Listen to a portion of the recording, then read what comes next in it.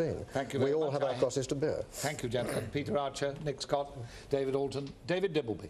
Thank you, Robin. I should just clear up the point that Nick Scott made about the way we were presenting the results in Northern Ireland. He said that John Taylor, for instance, in Strangford, at the by-election had a majority of 30,000, and it's now fallen by 10,000 to 20,000, and we should have said that. The reason we didn't is because he was unopposed in the by-elections. Where a candidate was opposed in a by-election, we do take the by-election result from January '86. Whereas in Strangford there was no opposition, it would be manifestly absurd to say that he had a majority of 28,000 last time round, because of course he did. He had a majority of 20,000, and we've compared it with the election of 1983. Can Nick Scott have a word in his defence? Yes, of course. I was just trying to clarify the point, but I hope it makes it clear. Before he's sentenced, could he have a word in his defence? I wasn't sentencing, I was just trying to help him. He was not unopposed in the election, if I may say so. He had a pro-Anglo-Irish agreement candidate standing against him in that contest, so there was a contested vote in that by-election. There was no alliance party. No, there was no alliance substantial opposition. That was the point. So he wasn't unopposed?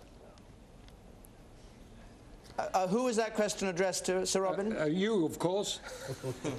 He was not opposed by a recognised party, Sir Robin. Well, why didn't you say that?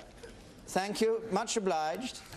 Much obliged. The Ulster Unionists also ran phony opposition parties under the name Peter Barry, as you well know, Sir Robin. And they were just there designed to make it look as though it was a real election when it wasn't. Accuracy is always important, even on matters of detail. Thank you. Well, I hope I've now made it clear that our computer is strictly accurate, Robin. Get on with it.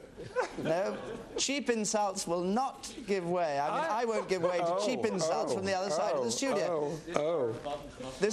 Thank you. The BBC's political editor says this correspondence must close, and we must get away out of the studio and up into the air for a moment and recover.